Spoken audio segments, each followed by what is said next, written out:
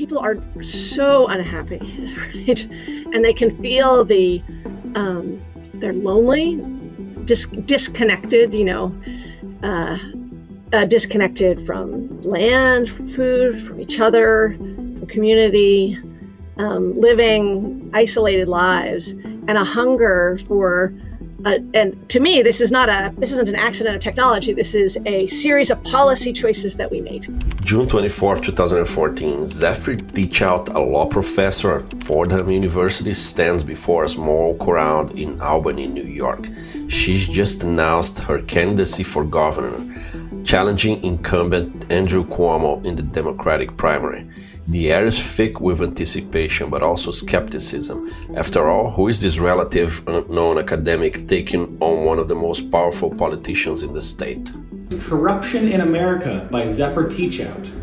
But Teachout isn't just any candidate. She's a crusader against corruption, a fierce advocate for democracy, and she's about to embark on a campaign that will shine a spotlight on one of the most pressing issues of our time, the dangerous concentration of corporate power in our political system. As Teachout speaks, her words resonate with a growing unease felt across the nation. How to take over a country, a city, a church, a neighborhood on a budget. Here we go. First, pick your goal. Do you want power, money, property, all of the above? Pick a goal. Next, delegitimize the opposition. The key, choose only one victim at a time. You can go back and do the process over and over again, but one at a time. First, label or dehumanize them. Example, if you are a church, call your opposition, call them demons, witches, warlocks. Anytime they disagree with something you want to do, demonize them. Teachout's campaign may have been seen as a long shot, but it tapped into a deep well of public frustration. In the years since the 2008 financial crisis, Americans had watched as corporations seemed to grow more powerful while ordinary citizens struggled. The Supreme Court's Citizens United decision in 2010 had opened the floodgates for corporate money in politics, and the effects were becoming increasingly apparent.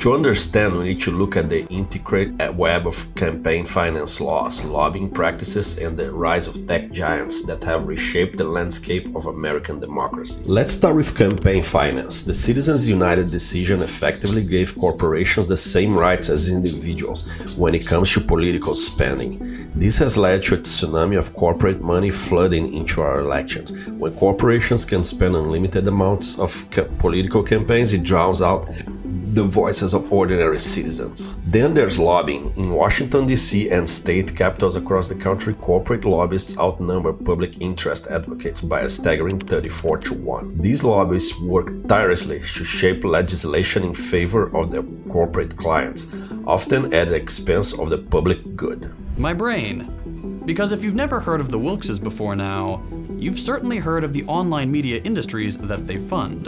PragerU and the Daily Wire. In 2013, the Wilkses dumped over $6.5 million into PragerU.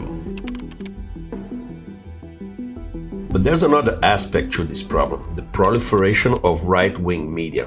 One of the things right-wing media does really well is establishing life or death stakes. It's us versus the mainstream media, us versus the groomers, the migrants, the far-left communist Democrats. Whatever the hot-button issue of the week is. In recent years, we've seen an explosion of conservative news outlets and influencers. This isn't by accident. January 6th insurrection was the culmination of many disparate issues coming to fruition and years of disinformation and fake news campaigns slowly building into a fever pitch, leading hundreds of people to believe that storming the Capitol was a valid means of handling what they saw as a very real threat to democracy. Turns out, however, that the disinformation itself and the erosion of trust in the democratic process are the real threats to this country. Wealthy conservative donors and corporations have invested invested heavily in creating and supporting these media platforms. Indeed, multiple other studies have confirmed that conservatives have a lower ability to distinguish truths and falsehoods. This is due in part to the fact that a vast majority of the disinformation out there tends to reinforce conservative ideologies. Why?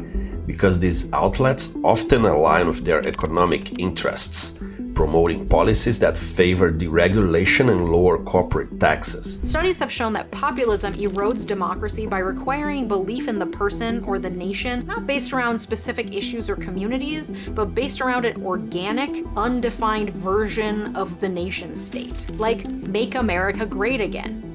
How? It's unclear, but if you don't believe in that statement, can you really call yourself a true American, a true patriot? Because another way that populism thrives is through the unquestioning adherence to belief in that nation and in that person, so that if you are not with us, then you're against us. They also tend to downplay issues like climate change, which could threaten the profits of fossil fuel companies. Rightwing Media tore my family apart, and my father's story explains how.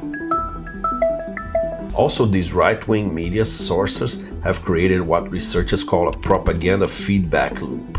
They often operate in an isolated information ecosystem, rarely fact-checking each other and frequently amplifying misleading or false information that supports their ideological stance. But perhaps the most concerning is the rise of tech giants like Facebook and Google. These companies don't have just economic power, they control the very platforms through which much of our public discourse now takes place. As Teachout warns, when a handful of companies have this much control over information and communication, it poses a serious threat to our democracy. The consequences of this concentrated corporate power are far-reaching. It leads to policies that favor the wealthy and well-connected, exacerbating inequality.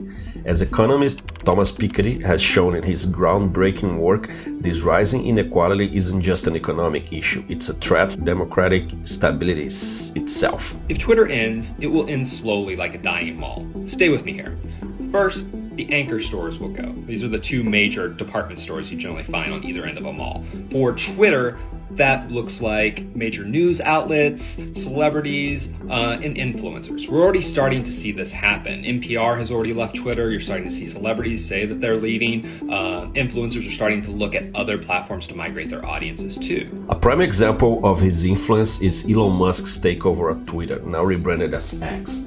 Since acquiring the platform in October 22, for $44 billion, Musk's actions have dramatically reshaped the social media landscape. Twitter's dangerous. It's just like fear-mongering and negativity and just really pissing people. Under the guise of promoting free speech, Musk's leadership has led to a significant shift in content moderation policies, resulting in what many describe as a right-wing echo chamber. The consequences have been stark. According to recent reports, X has lost up to 80% of its value since Musk's takeover. Twitter might fall apart by the end of the weekend. I'm so happy.